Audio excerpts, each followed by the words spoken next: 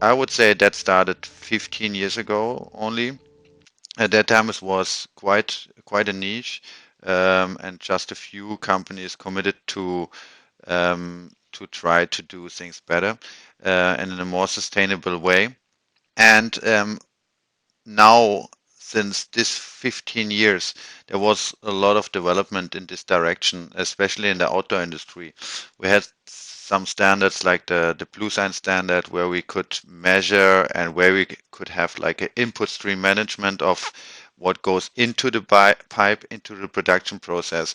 And at that time, we took care about the chemical use. Now that we have the chemical use almost under control, um, we should, or the European market and also the European brands start to questionary how can we go further and how can we develop products which are circular and materials which are circular. And I think this movement is still on the very beginning and a very early stage, because also we don't have not so many material alternatives, let's say in the technical circle, like monomaterials, and in the natural circle, like really 100% natural materials.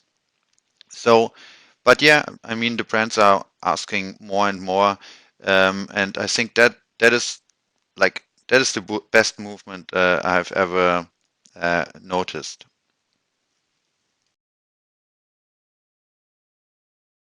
Well, the first reaction was disbelief. Disbelief that this could be a 100% natural fibers, because the hand feel and everything was so close to the synthetic fibers that I had to burn some of the hangers to prove that there's only a smell of cellulose.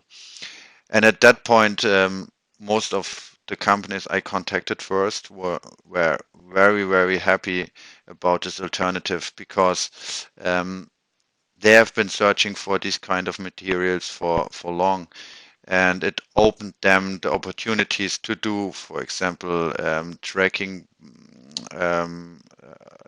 jackets which are highly breathable, but also a little bit of water repellent, uh, but light and soft.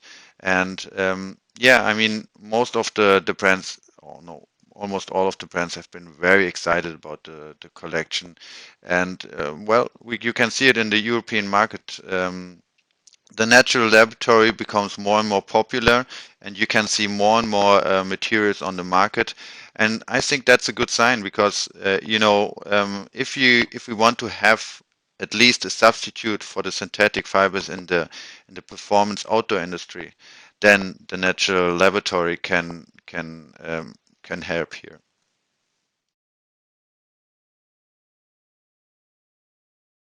I would definitely say it is led by the customers, by the people, and especially it's led by the young generation, by the Friday for Future generation. Since the last 2 years, or no, since the last 4 years, a lot of things started because they went to the streets, they demonstrated, and they finally could push the politicians to bring rules in place, such as European Green Deal, um, which is, I think, the guideline for the society, and then finally for the brands to do more sustainable products, whatever that means.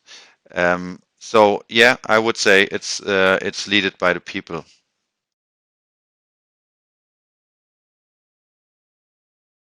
Well, I wouldn't say it will replace the synthetic fibers at all. It's more the question, how do we deal with synthetic fibers and with natural fibers? Can we work in a circular way? But for sure, natural fibers can also be an alternative to the very important discussion of over-engineering in our society.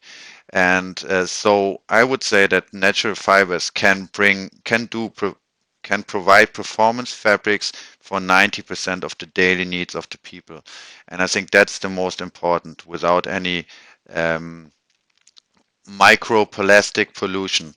Um, and and I think that's where we have to get through.